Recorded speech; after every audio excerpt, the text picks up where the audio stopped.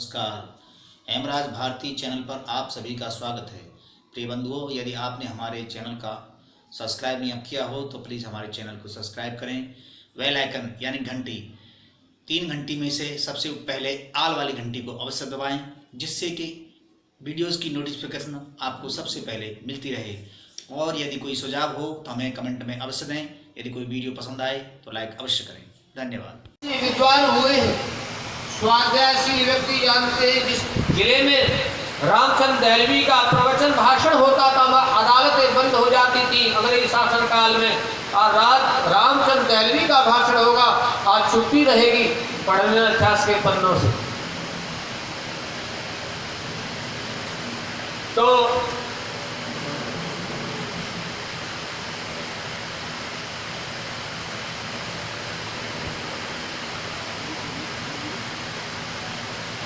वह अनेक प्रकार के ऐसे प्रश्न किए तो 50% डॉक्टर साहब में प्रश्नों का उत्तर दे पाए, और 50% जो प्रश्न थे मैं टाल गया। मैं समय आने पर दूंगा, मैं थक गया हूँ। क्यों?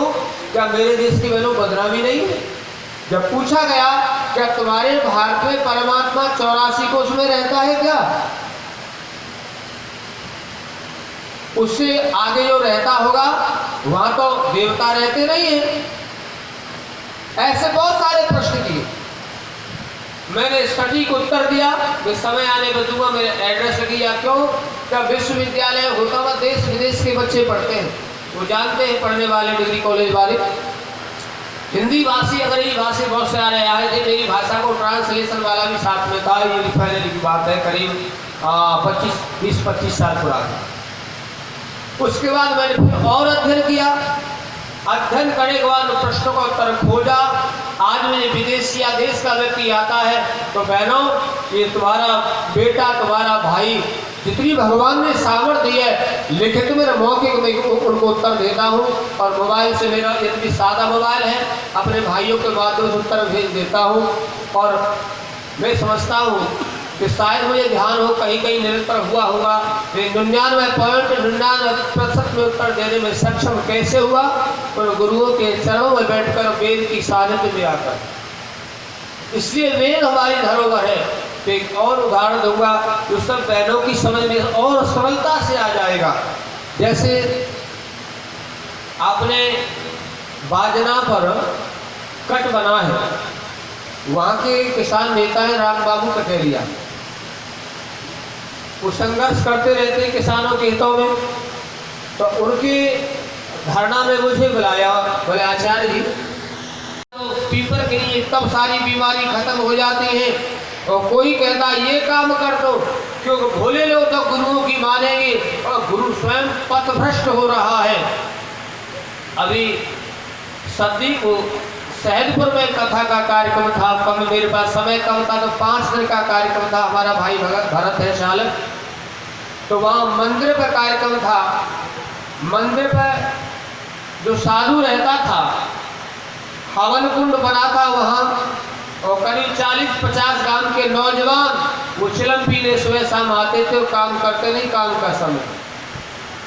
लेकिन धन्यवाद करूँगा उन नौजवानों का, उस साधु का। मैंने बहुत कठोर शब्द कह को फटकारा, लेकिन मेरे अंदर कोई दुर्भावना नहीं थी। महाराज जी, अब आपको सांस होने वाली है। सुबह जब उठते हैं तो ऐसे सांस चलती है भयंकर, उन्हें पीड़ा होती है। लेकिन अलग हवन कुंड बना रखा है। पहले पहले हवन कुंड थे मंदिरों पर, अब क्या बन गए हैं? चिलम कुंड। बताओ ईमानदारी से, अपने हृदय में उत्थान होगा या पतन होगा? तुम्हारे गोस्वामी तुम रामायण का पाठ कराते हो, खंड कभी सुनते हो ध्यान से? अरे वो संत ये कह गया, नरतन पाए विषय मन देही, पलट सुभाते सठ विसलेगी। नरतन के चोले को पाकर अमृत के बदले विष खरीदते हैं। ये कितने दुर्भाग्य की बात है। मैंने प्रत्यक्ष देखा, हमारे यजमान थे, तेजा नाम के, मेरे गांव के नहीं रहे, मुझसे बहुत प्यार करते थे, लेकिन अज्ञान था उसमें। भोली था दूध वाला, तो मर गए दुनिया में। गोपाल उनका बेटा भी चला गया। तो गाय दूध देती थी 1 किलो, सारे दिन जंगल में चराते थे। होली के उसे बाकी गाली दी, भतीजा लगता था। तो तू पुरिया कैसे न लायो? मैं यही खर्च के मार तो दूध बेच दूं। ये मेरे सामने की बात है मित्रों। इसी खर्चे के लिए दूध को बेचता हूँ। और बातें भद्दी भद्दी गालियां दी। भाई वो थोड़े से आयु में बड़े थे, वर्ण में बड़े थे, चढ़ बैठे बाप भाई ताऊ चाचा भाई कर ले आऊँ, हाजिर चाचा भाई कर ले आऊँ। चारों पैर सुबह अगले दिन पूरी पुरिया तमाकू की लेके आयो 1 महीने के लिए। अच्छा तुलसीदास जी कहते अमृत के बदले क्या खरीद रहे हैं? विष। अच्छा दूध अमृत है या वो तमाकू अमृत है, बीड़ी अमृत है? बहनों आपका हृदय सब जानता है, भाइयों को जानता है, लेकिन आपकी बात सही है। 15 महीने को इसने पतन कर दिया। ऐ बहनों हमारा तो गुरु कह गया है, मेरा ही नहीं तुम्हारा भी, कि सत्य को ग्रहण करने और झूठ को छोड़ने में सर्वदा उद्यत रहना। जब पता चल जाएगा सत्य यह है और झूठ यह है, चाहे हम 70 साल के हो गए चाहे 80 साल के हो गए। मेरे जो बाबा को गायत्री मंत्र याद नहीं था ठीक से, अकड़ का ठिकाना नहीं था। अबे बाबा तुमसे गायत्री ठीक नहीं है। अच्छा तू पंडित भयो है, अनपढ़ व्यक्ति थे, लेकिन सुधरने को तैयार क्यों? को रजिस्ट्रेशन दार में हम ब्राह्मण है, तू का सिखावे को हमें छोरा। अच्छा ये सोच कहाँ ले जाएगी? मैं आलोचना नहीं करा, स्तुति करा। उसी कहते परिचय। कोई आपके पड़ोस में बेटा को देखने आए, आपका परिचय भी फलाना बेटा ऐसा बहुत बढ़िया और शराब पीता है। अरे बाल के कहने भाजी नहीं है, ये स्तुति है। जैसा है वैसा बता देना, धोखा नहीं है किसी के साथ। तो मैं कोई अपने बाबा की आलोचना नहीं कर रहा। आलोचना कहते तो चोर नहीं है उसको चोर कह दो तो आलोचना है, और सत्यवादी उसे झूठा कह दो तो आलोचना है। यथायोग कह देना वो स्तुति है, परिचय युक्ति जैसा है। इसलिए भाइयों बहनों हम सबका जो गायत्री जो गुरु मंत्र है वो गायत्री भी मंत्र है। तो मैं कह रहा था इसी बात को कसौटी पर कर कस के देखा जाता है कि सत्य क्या है और झूठ क्या है। तो मैंने मोबाइल के उदाहरण से आपको बताया, जो बात तराजू पर तुल जाए उसे जान के मान लेना चाहिए। एक माता जी बहुत प्रभावित हुई, पुरानी बात है, 25 साल हो गए लगभग। ये बैमल लोरिया क्षेत्र की बात आजा गंगाराम पटेल बुला की नाव की कहानियां किससे पढ़ते तो गाँव में गया था। बड़ी वृद्ध खरीदने वाला बेचने वाला दुकान में सामग्री, इसमें एक को हटा दो बात बिगड़ जाएगी। माना कि दुकान में सौदा भी है, बेचने वाला है, खरीदने वाला नहीं, दुकान चलेगी नहीं।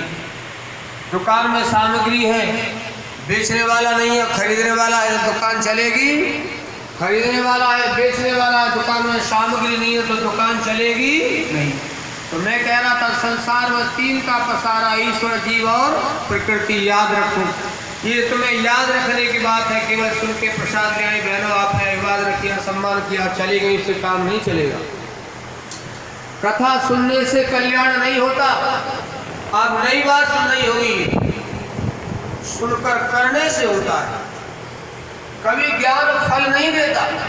आपको ज्ञान हो जाए हवन करने से लाभ होता है, बुखार आ जाए कुनेर खाने से बुखार दूर चला जाता है, तुलसी अदरक गिलोय खाने से कैंसर रोग ठीक हो जाता है। आपको ज्ञान है और आप दवा का प्रयोग ना करें तो क्या लाभ होगा?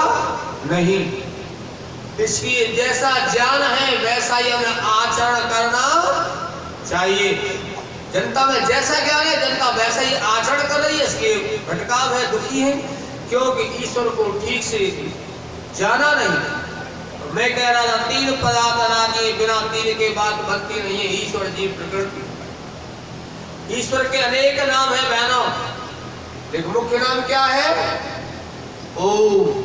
याद रखो, आप प्रातः काल उठ के शौचालय से निवृत्त होकर 11 बार 21 बार कितनी बार बोल के आप कर सकती हो, मन में कर सकती हो। कई प्रकार का जप होता है, उससे आपको जरूर मानसिक शांति मिलेगी। करके देखना, वह शर्त है ज्ञान पूर्वक करेगी, ज्ञान पूर्वक करोगे तब लाभ मिलेगा, वैसे नहीं।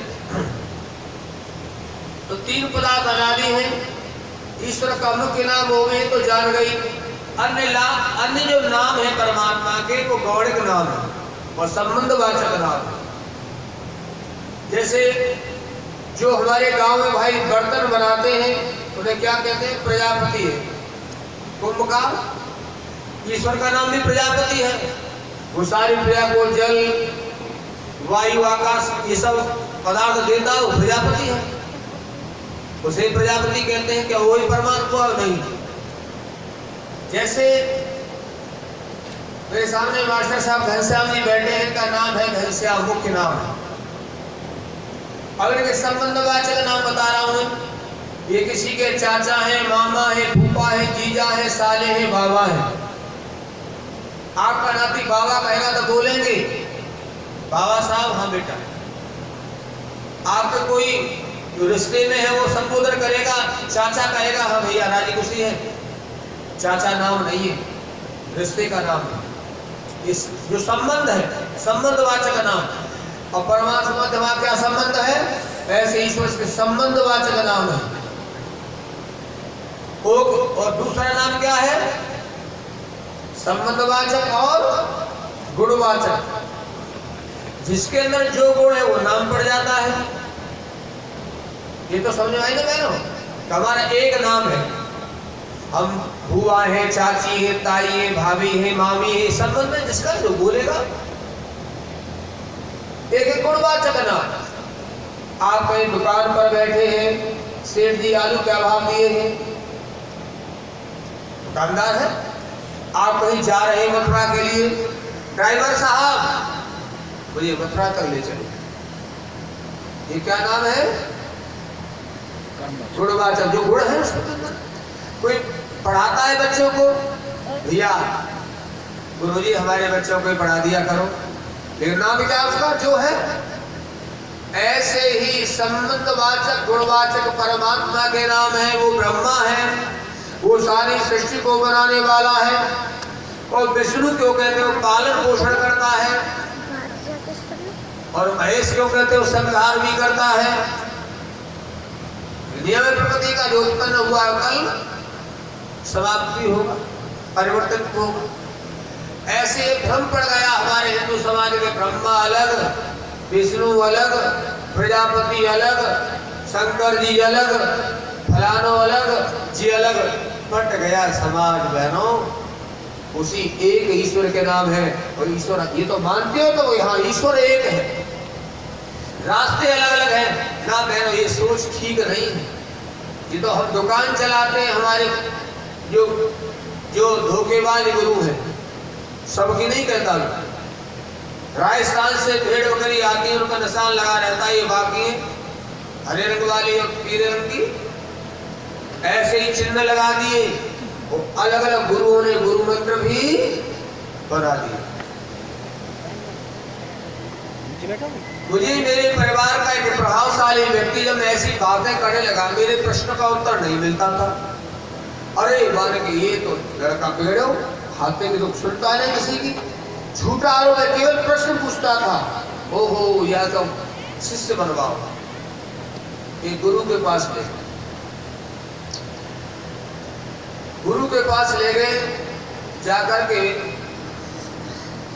वो व्यक्ति जहाँ कोठरी में उसके पीछे से होके आए, लव शंका कर आके बैठ गए।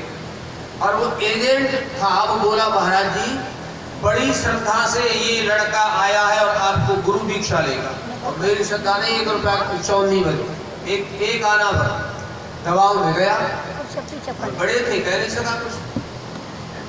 और आप 5 रुपया के लड्डू ले आया। हमारे यहाँ जग्गो सेठ अब तो नहीं रहे दुनिया में, 5 रुपए के लड्डू लिए और बड़ी श्रद्धा से महाराज जी लाया। उस व्यक्ति ने क्या काम किया? कल परसों बना मेरे सामने बात कर, अमरकुंड अपन गुरु पर वर्तमान अपने गांव की बात कर। उससे पानी भरा और बाबा जी के पैर धो लिए। वो पानी गंदा गिगला हो गया, पेशाब करके आया तो नंगे पैर। प्रत्यक्ष घटना बता रहा हूं मैं। और मुझे समझ गया यहाँ पानी पिवावे को। वही हुआ, चम्मच से लेके मेरे हाथ पे रख दियो और अब ऐसे पीओ जैसे गंगा जी की तरह वो एजेंट धक्का। और मैं मना नहीं कर सका बहनों, मैंने ही पानी पिया। फिर तम्बाकू वाले या तम्बाकू रख लेते ना मास्टर साहब, मैंने पानी ऐसे करके बाबा जी को उधर घूम गो तो मैंने वहां से ऐसे मुंह लगा दिया, बाहर सो गया पानी। साधु को तो बाबा जी को लड्डू दे दिया, चिलमबाज था पूरा। कितने ही चिलमची पैदा की उस व्यक्ति। लड्डू 70-80% चाट के झूठा कर दिया। उसकी उम्र लगभग उस समय 90 साल के आसपास होगी। वाले के ये प्रसादी है तो ऊपर तो बड़ी कृपा करी है। और नहीं, गुरुजी ऐसे हर व्यक्ति को प्रसादी करके नहीं देते।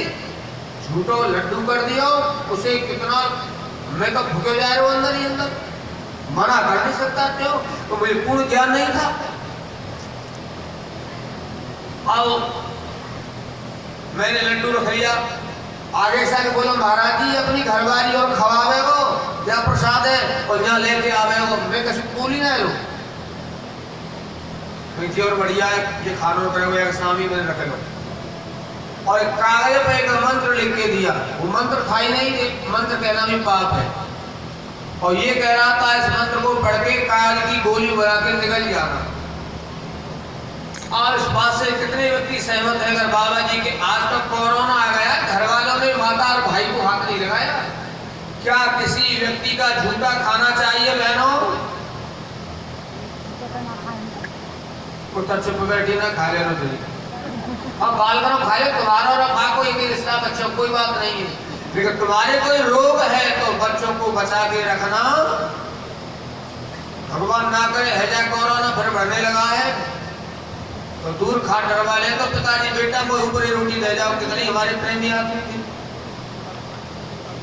अगर टीवी उस व्यक्ति के अंदर है तो बताओ वो देर टीवी होगी कि नहीं? अगर मैं कमजोर हूं तो क्या वो पेशाब करके उस पानी को पी लेना चाहिए? कितने बैक्टीरिया उसमें लगे हैं, पढ़े लिखे लोग जानते हैं, मेडिकल लाइन वाले इस बात को, और अनपढ़ भी जानते हैं। क्या कागज हमारे स्वास्थ्य के लिए तो फायदेमंद है मित्रों? ये गुरुओं की लीला है, मैंने नजीक से देखी। और कहीं कोई मंत्र नहीं, सब बकवास। और ये कैसे बता मन देना? हाँ ये बताओ और बम विस्फोट हुआ। अच्छा मैं पाकिस्तानियों को बताऊंगा, जो फट जाए वो बताते जाए मंत्र बता। मैं तो पहला मंत्र माने विचार। और वास्तव एक बात तो सही है, वो मंत्र तो कान में ही दिया जाता है। अच्छा सासू माँ कोई काम में गड़ जाए, आपको गाली दे तो कहाँ जाएंगे शब्द? कान में। और बढ़िया बात कहता हूं तो मंत्र वो तो कान में जाता ही है। इसलिए मैं कह रहा था भाइयों बहनों। नमस्कार, हेमराज भारती चैनल पर आप सभी का स्वागत है। प्रिय बंधुओं, यदि आपने हमारे चैनल का सब्सक्राइब नहीं किया हो तो प्लीज़ हमारे चैनल को सब्सक्राइब करें। बेल आइकन यानी घंटी, 3 घंटी में से सबसे पहले आल वाली घंटी को अवश्य दबाएं, जिससे कि वीडियोस की नोटिफिकेशन आपको सबसे पहले मिलती रहे। और यदि कोई सुझाव हो तो हमें कमेंट में अवश्य दें। यदि कोई वीडियो पसंद आए तो लाइक अवश्य करें। धन्यवाद।